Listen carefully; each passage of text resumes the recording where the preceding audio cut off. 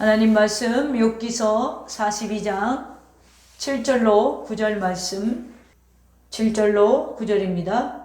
여호와께서 욥에게 이 말씀을 하신 후에 여호와께서 대만 사람 엘리바스에게 이르시되 내가 너와 내 두 친구에게 노하나니 이는 너희가 나를 가리켜 말한 것이 내 종 욥의 말같이 옳지 못함이니이다.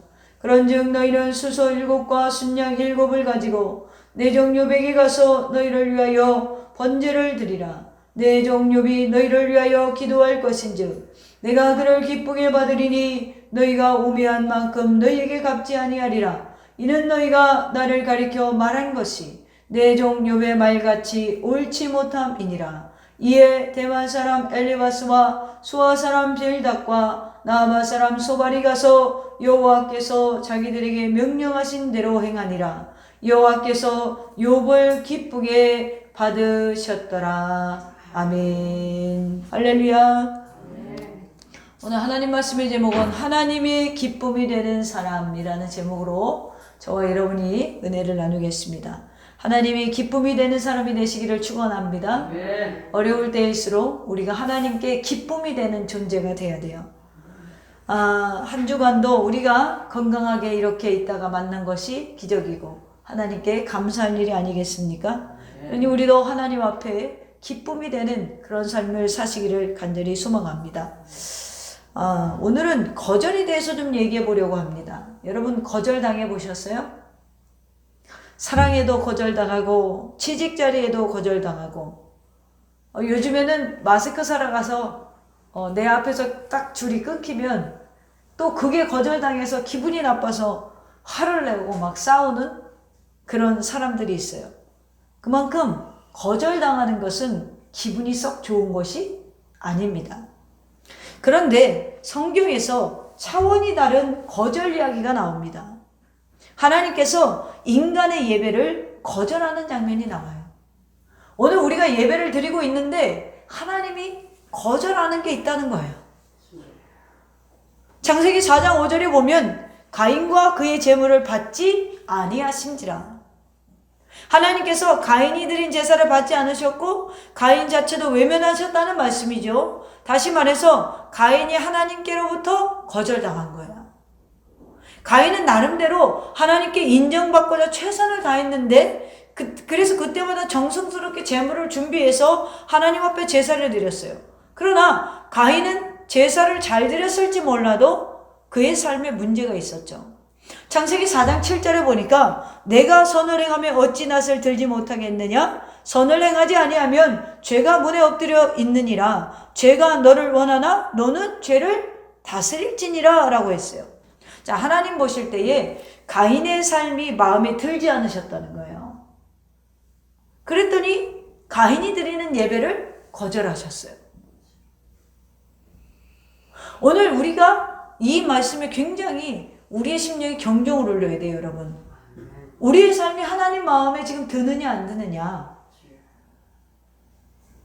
그래서 오늘 말씀의 제목이 하나님의 기쁨이 되는 사람, 하나님께 기쁨을 드리는 사람, 하나님과 마음이 합한 사람이 되자는 것입니다. 그런데 창세기 4장 5절에 보면 가인이 몹시 분해서 안색이 변하였다라고 해요. 그 마음에 영적인 고통으로 가득 찼죠. 평안이 없고 기쁨이 사라졌어요.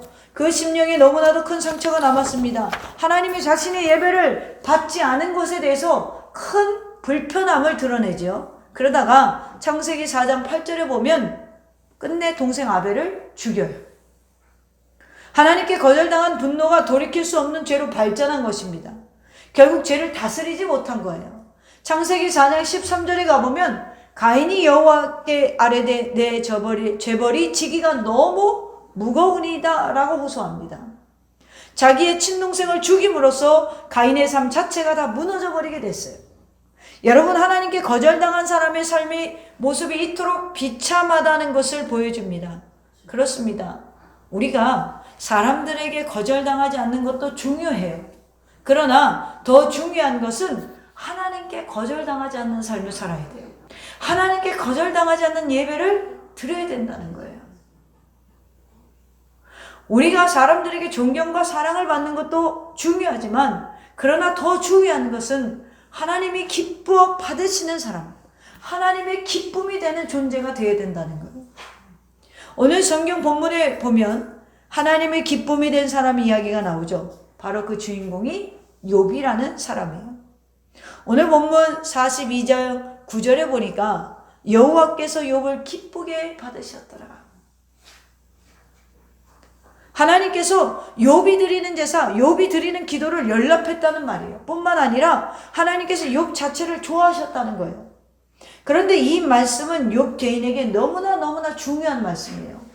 욥이 고난 중에도 자신의 삶을 지탱할 수 있었던 원동력이 되었어요. 욥이 자신의 삶을 포기하지 않을 수 있었던 근거가 되었어요. 사실 욥은 감당하기 힘든 시련을 지금 겪고 있었죠. 여러분들이 욥기서 내용을 잘 알지 않습니까? 욥기서 1장에 보면 하루 안에 연이은 큰 재앙을 당해요. 하늘에서 불이 내려와서 재산이 다 불에 탔어요. 자식들이 강도를 만나서 한순간에 다 살해됐어요. 그뿐 아니에요. 욥기서 2장에 보면 욥이 견디기 힘든 질병을 얻게 됩니다. 발바닥에서 정수리까지 악창, 즉 종기가 났어요. 얼마나 아팠을까요? 여러분, 우리는 이렇게 마스크 1시간 쓰고 있는 것도 몸이 얼마나 지금 근질근질해요. 답답해서. 근데 여러분, 발바닥부터 머리 정수리까지 종기가 나서 기와장을 깨갖고 그걸 긁었다고 하잖아요. 제에 앉아서. 표현하기를 성경에. 욥은 죄 가운데 앉아서 기와 조각으로 종기가 생겨서 긁고 있었어요. 가진 것도 다 잃고 자녀도 다 죽고 몸은 병들고 지금 욥이 이 상태에 있었어요. 시련이 거기서 그치지 않죠. 욥기서 2장에 보면 욥의 아내가 또 찾아와서 욥의 또 심령을 괴롭힙니다. 당신이 그래도 자기의 온전함을 굳게 지키냐? 하나님을 욕하고 죽으라고 해요. 그리고 욥의 곁을 떠나버렸어요. 그렇지 않아도 힘들고 견디기 어려운데 사랑하는 아내마저도 자기를 이해해주지 못하고 위로해주지 못하고 힘이 되어주지 못하고 저주하면서 그의 곁을 떠나버렸어요. 아내로부터 거절당합니다. 시련이 또 계속되죠. 욥의 친구들이 욥의 이 고난 소식을 듣고 찾아옵니다. 일주일을 욥과 같이 있어줬어요. 모든 것을 다 잃은 욥에게 친구들이 찾아와 조문해주고 위로해주니 큰 힘이 되었어요. 그러나 자세히 욥기를 읽어보면 이 친구들이 욥을 더 고통스럽게 합니다. 욥을 정죄합니다. 모든 것이 욥이 너 죄를 지어서 이렇게 된 거야. 인과응보야. 야, 너 무슨 죄를 졌나 회개해봐. 생각해봐. 욥의 마음을 계속해서 힘들게 해요. 실제로 욥이 그렇게 잘못한 게 없는데 말이죠. 저는 욥에 대해서 한번 생각해 봤어요. 내가 욥이라면 나 같으면 이 정도 상황이면 견디지 못하고 무너졌을 거예요. 삶을 포기하고 정말 죽고 싶다 그런 생각이 들었을 것 같아요. 그런데 욥은 잘 견뎌요. 욥기서 1장 21절에 보니까 내가 모태에서 알몸으로 나왔은즉 또한 알몸이 그리로 돌아올지라 주신 이도 여호와시요 거두신 자도 여호와시니 여호와의 이름이 찬송을 받으실지니라.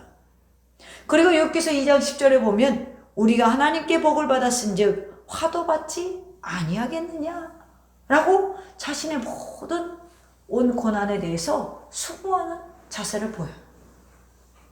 도대체 이런 극심한 고통 중에서도 어떻게 이렇게 삶을 지탱할 수 있을까? 그 비밀이 오늘 본문에 소개되고 있습니다. 하나님께서 욥을 기쁘게 받으시는 삶을 욥이 살았기 때문에 그렇습니다. 하나님이 욥을 기뻐했기 때문에 그렇습니다. 자신이 하나님께 연락됐다는 확신이 이 믿음이 처참한 시련 속에서도 욥의 삶을 지탱시켜준 원동력이 되었다는 것입니다. 오늘 우리도 마찬가지입니다. 이 세상을 살면서 모든 것을 다 잃어도 하나님을 향한 믿음이 아직 남아있으면 여러분 다 잃은 것이 아니에요. 요즘 얼마나 마음에 근심이 많습니까? 이 나라가 망하는 거 아니야? 이 나라가 이러다 부도나는 거 아니야? 돈을 줘도 걱정, 안 줘도 걱정?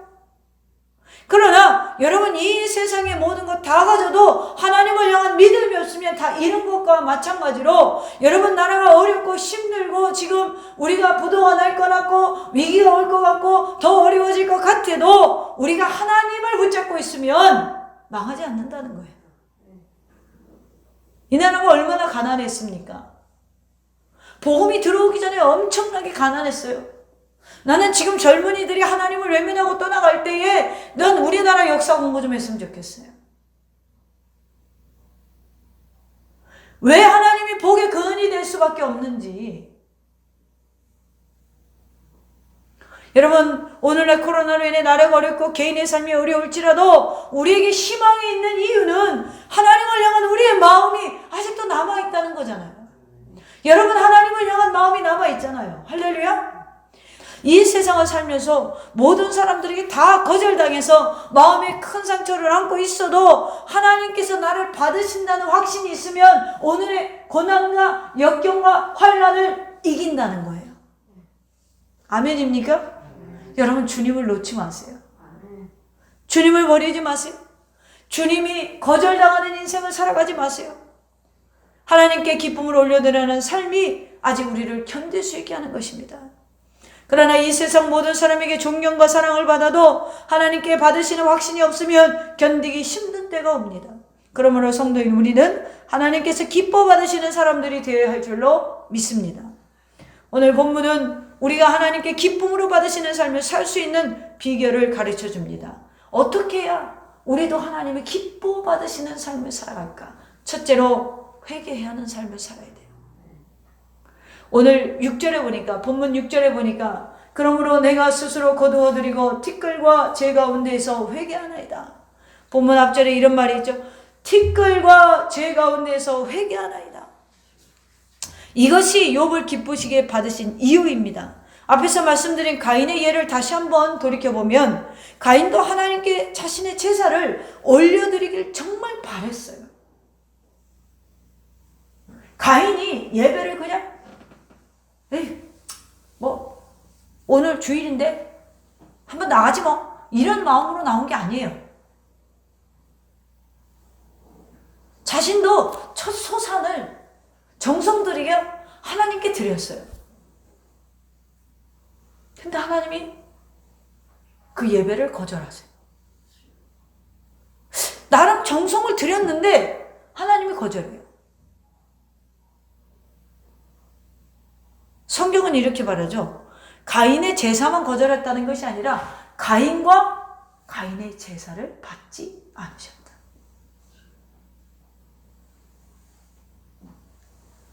하나님께서 가인도 자기를 기쁘게 받아주기를 열망했던 사람이에요. 근데 하나님이 거절해요. 그 이유가 뭐라고요? 가인은 하나님 앞에서의 삶과 세상 한복판의 삶이 달랐어요. 오늘날 그리스도인들이 교회에 있으면 교인인데 밖에 나가면 뭐예요? 일반인이 돼버려요. 우리 표현으로 하면 신앙과 생활이 달라요. 기도하는 모습과 삶에 나오는 말이 달라요. 하나님 앞에서는 열심히 있지만 세상에서는 하나님을 거부해요. 하나님의 백성답게 살아가지 못해요. 하나님께서 이 사실을 보신 것입니다. 그래서 가인을 기뻐 받으시지 않으셨어요. 예수님 당시로 와보면 주님께 거절당한 대표적인 인물이 바리새인들이잖아요.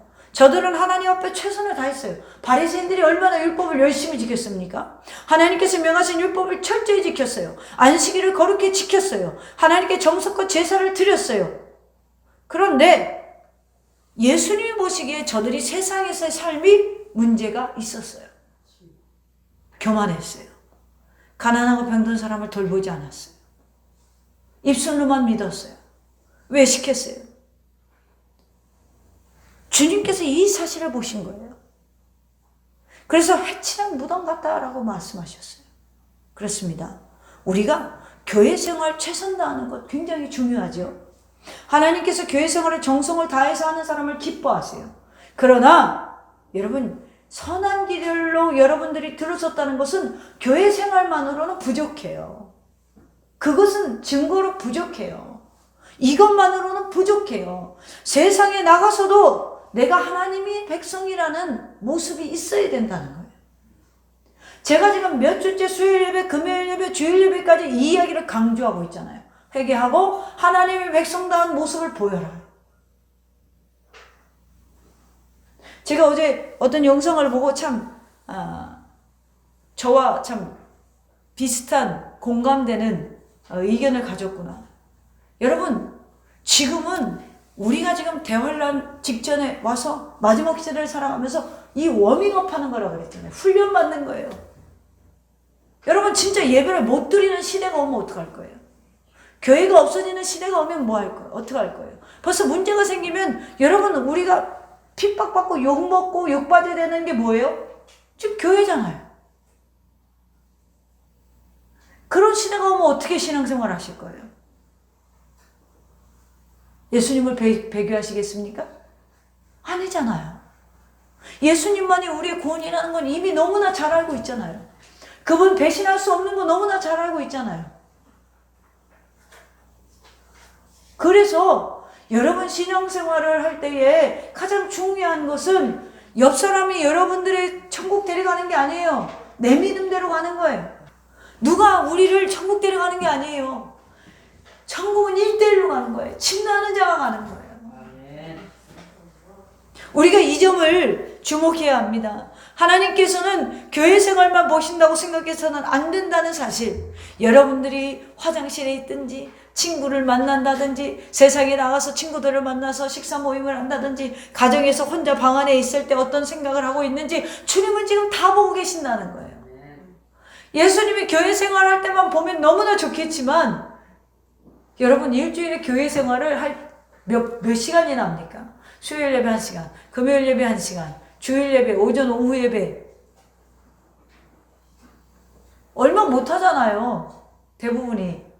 그럼 우리가 실제로 생활하는 곳은 교회 밖이란 말이에요. 그곳에도 주님의 눈이 계시다는 거예요. 우리가 세상에서 잘못 살아가고 있으면서 교회에 나와서 내가 회개를 이번에 처음 내가 돈 생겼으니까 좀 많이 드려야지. 탁 드리고 말이죠. 우리 가난한 저분 내가 좀 도와드려야지. 뭐 이런 거 한번 하고 내가 지금 삶 속에서 잘못한 것이 보상받을 거라고 생각하는 성도들이 굉장히 많아요. 내가 금식 한번 하면 내가 다 이전 것은 다 보상이 돼. 그러고 나 자신은 변화될 생각을 안 해요. 그래서 창세기 4장에 보면 하나님께서는 아벨의 제사를 기뻐 받으셨을 뿐 아니라 아벨도 기뻐 받으셨다라고 이야기합니다.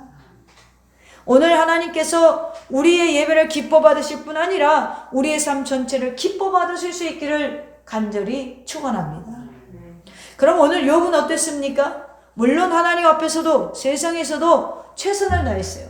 욥기서 1장에 보면 욥은 당대의 의인이다 라고 표현할 정도로 욥은 최선을 다하면서 살아간 사람입니다. 그런데 욥도 실수가 있었죠.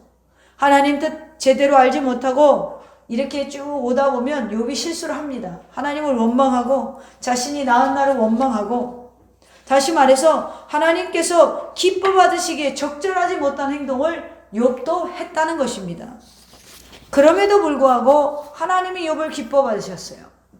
왜 그렇습니까? 바로 회개하고 마음을 돌이켰기 때문에 그렇습니다. 지금까지 우리의 삶이 주님을 기쁘시게 하는 삶이 되지 못했을지라도 괜찮아요.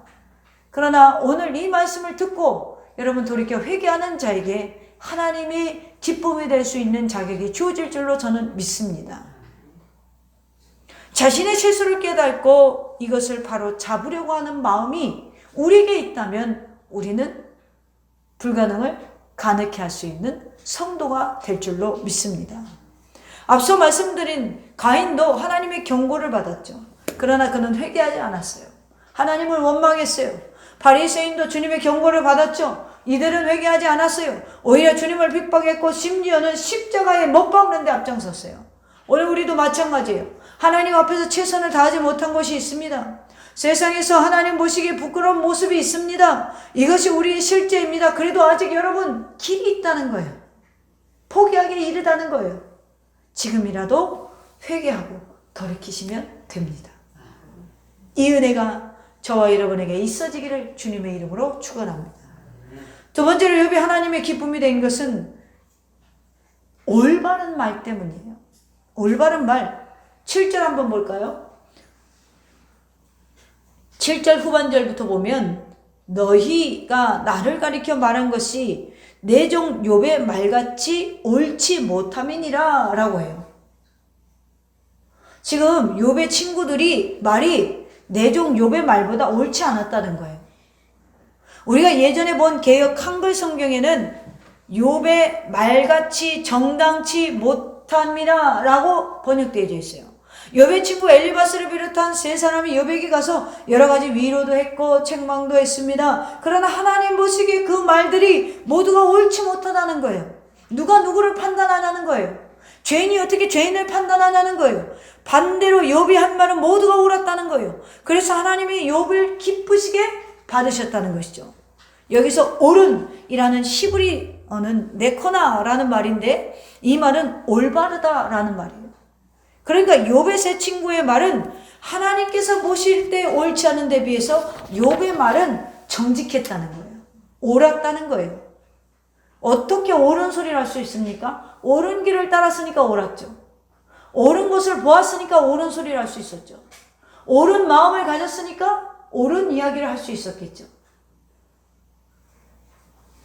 욥의 세 친구는 지금 욥에게 일어난 모든 일들을 세상의 인과응보의 논리로 해석하고 권면합니다. 즉 욥이 당하는 모든 고난은 욥이 저지른 죄의 결과라는 것입니다. 그러니까 욥이 자신의 죄를 낱낱이 다 회개하고 청산하면 그 모든 고난이 사라질 것이라는 취지의 말을 했어요. 정죄했다는 것이죠. 그러나 사실 욥에게 일어난 일은 사탄의 시험의 결과였어요. 욥의 죄에 대한 응보가 아니라 믿음이 얼만큼 되는지 시험하는 고난이었다는 거예요. 여러분 우리가 여기서 잘 알아야 돼요. 시험은 내가 잘못해서 징계로 오는 게 있습니다. 또 하나는 우리의 믿음의 성장도가 어느 정도인지 테스트로 보는 시험이 있어요. 우리가 신앙생활 입으로 하는데 너희들의 신앙의 경도가 어느 정도인지 하나님이 테스트하는 시험이 있다는 거예요. 저는 지금이 그런 때라고 봐요. 우리의 신앙이 얼마나 지금 미약하고 연약한지를 우리가 철저히 깨달아야 돼요. 교회 예배 몇 번 못 나가니까 그냥 다 날라리 같잖아요. 물론 우리 교회는 그렇지 않지만 말이죠.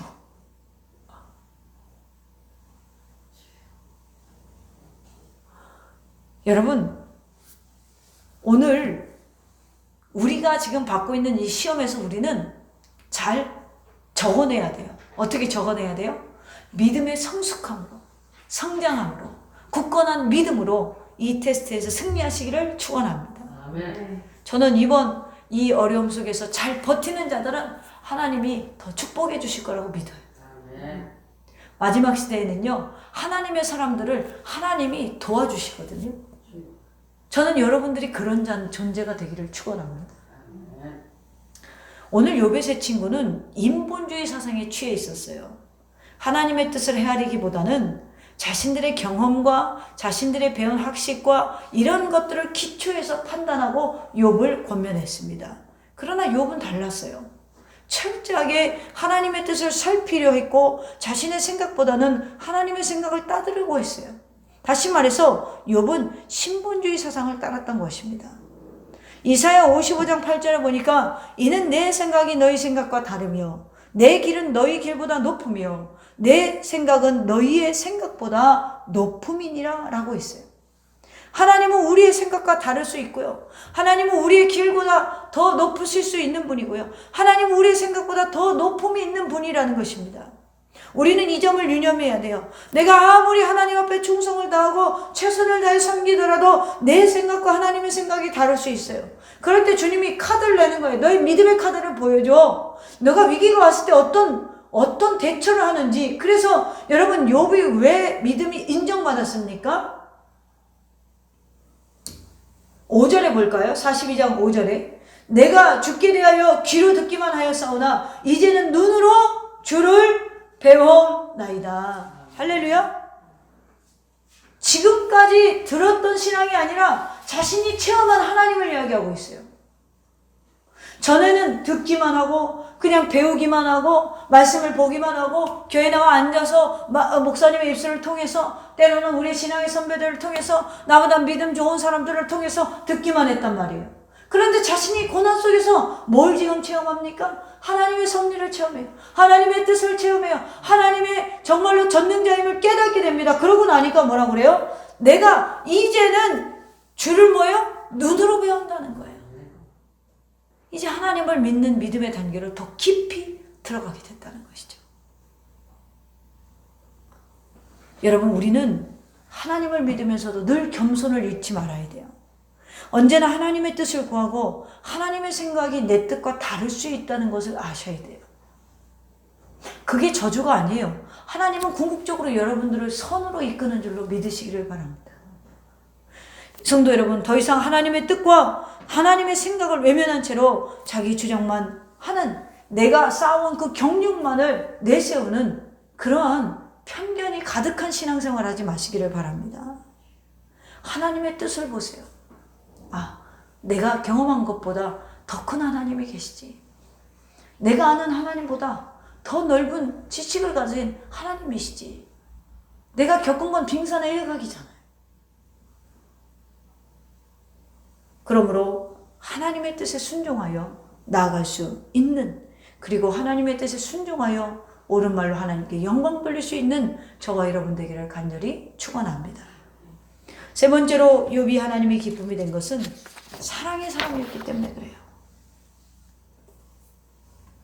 42장 오늘 본문 이후에 10절에 보니까 욥이 그의 친구들을 위하여 기도할 때라고 기록되어져 있죠. 욥은 자신을 정죄하고 죄를 회개하고 정죄하던 냉정한 친구들이 이제 자기에게 도움을 청하러 온 신세가 되자 그의 친구들의 부탁대로 그들을 위해 기도했다는 것입니다. 여러분 같으면 어떻게 하겠습니까? 여러분들이 공경에 처했을 때 와서 야, 죄를 얼마나 지었길래 하나님이 이렇게 너를 치셨냐?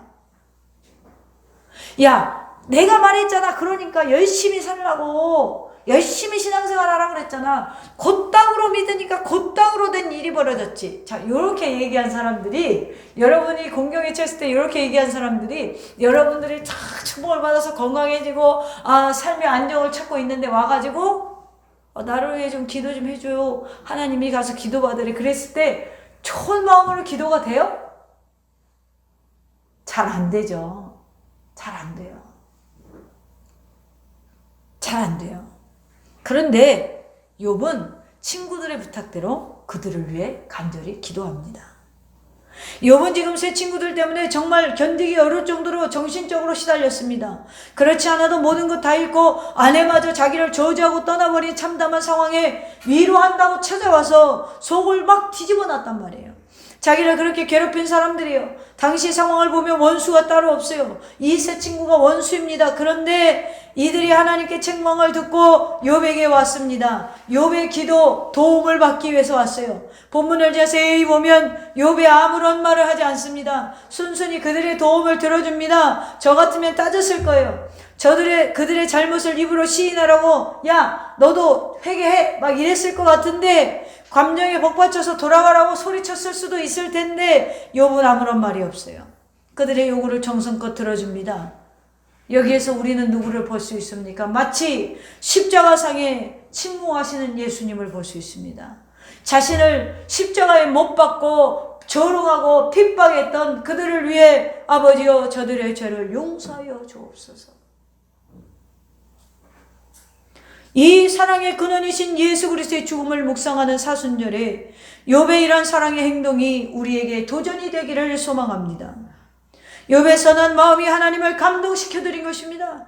평상시에도 욥은 선했던 거예요. 하나님께서 욥을 기뻐 받으시지 않을 수가 없었던 것입니다. 재미있는 것은 10절에서 욥이 공경에 돌이키시고 여호와께서 욥에게 이전 소유보다 갑절이나 주신지라. 자, 욥이 그 친구들을 위해 기도할 때 여호와께서 욥의 곤경을 돌이키시고 여호와께서 욥에게 이전 소유보다 갑절이나 주신지라. 욥이 기도한 것은 친구들을 위한 것인데 하나님의 응답은 욥의 문제 해결로 나타났어요.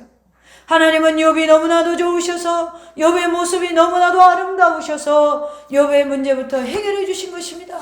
기도는 새 친구를 위해 했는데 하나님이 문제 해결은 욥에게 허락하여 주셨다는 것입니다. 사랑이 여러분 하나님을 기쁘게 하십니다. 사랑이 하나님을 감동시키십니다. 우리가 사랑할 수 없는 사람을 사랑할 때 하나님의 큰 역사가 일어납니다. 우리가 용서할 수 없는 사람을 용서할 때 하나님의 위대한 역사가 일어나는 것입니다. 하나님의 백성인 여러분의 진정한 소원이 무엇입니까? 하나님께서 기뻐 받아주시는 삶으로 성화되는 것. 사람들이 저보고 그런 얘기를 잘해요. 생긴 거는 바늘로 찔러도 피 한 방울 안 나올 것 같아요. 좀 날카롭다는 거죠. 그런데 생긴 것 같지 않게 의외로 사랑이 많은 것 같아요. 그런 얘기를 좀 가끔 듣거든요.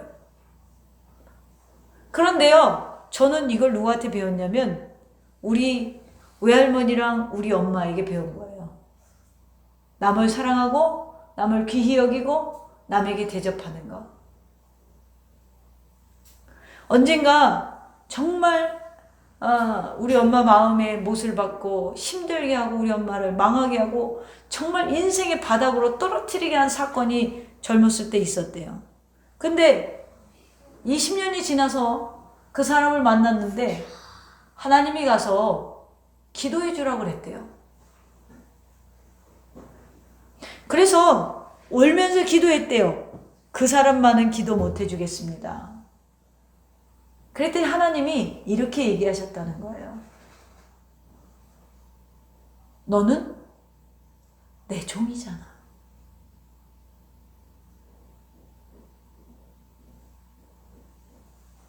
그래서 두말하지 않고 가서 기도해 주었다는 이야기를 들었습니다. 여러분, 우리가 사랑하지 못할 대상을 사랑하는 데까지 나아가는 것이 그리스도의 사랑을 본받는 모습입니다. 우리가 지금 마음에 굉장히 미운 사람이 한둘은 있을 거예요. 그러나 여러분 그들을 품고 사랑하고 그들을 위해서 기도하는 사람이 되시기를 바랍니다. 그러면 주님이 그들도 축복하지만 오늘 욥과 같이 여러분 자신을 축복하는 줄로 믿으시기를 바랍니다. 하나님께서 기뻐 받아주시는 삶으로 성화되는 것, 우리의 예배를 기뻐 받아주시는 것, 오늘 우리가 열심히 예배드리고 전날부터 하나님 앞에 주일 헌금도 준비해 갖고 나왔는데 하나님이 야, 네 예배와 네 예물은 받지 않으시게. 너한테는 너무 죄의 냄새가 나서 나는 너를 거절한다 라고 하면 얼마나 슬픈 비극적인 일입니까? 교회 열심히 이렇게 깨끗하게 만드냐고 토요일마다 와서 청소하는데 주일날 깨끗한 모임을 가지려고 우리가 청소하고 요즘에는 소독약까지 뿌려가면서 닦아대는데 주님이 그러시는 거예요. 네 마음이나 닦으라고. 그러면 얼마나 여러분 슬프겠어요. 너는 성전을 닦을 게 아니라 네 마음을 닦아야 되지 않겠니? 여러분 삶과 여러분 교회 안에서의 모습과 삶과 여러분의 말씀을 듣는 내용과 삶과 여러분이 기도하는 내용이 일치될 때에 우리의 예배가 하나님을 기쁘시게 하는. 사랑하는 더샘교회 성도 여러분, 이제 우리 자신을 돌이켜봅시다. 하나님 보실 때에 우리의 생활이 어떻습니까? 하나님께서 기뻐 받으실 수 있겠죠? 저는 여러분들이 그렇게 살고 있다고 믿습니다. 혹이라도 마음에 걸리는 게 있다면 회개하고 돌이키시기를 바랍니다. 오늘 평소 생각은 어떻습니까? 우리도 세상의 인본주의 논리를 따르고 있지는 않습니까? 우리의 생각이 하나님의 뜻을 앞세우지 말아야 합니다. 하나님의 뜻을 늘 앞세우는 삶을 살아야 합니다. 하나님의 생각과 거리를 줄여가야 합니다. 그러려면 여러분의 신앙이 성장해야 합니다. 사랑이 없으면 여러분 하나님을 감동시킬 수 없어요. 오늘 이 사랑을 회복하시기를 바랍니다. 이렇게 될 때 하나님께서 우리를 기뻐 받으실 줄로 믿습니다. 오늘 저와 여러분 모두를 하나님께서 기뻐 받아주시기를 주님의 이름으로 축원합니다.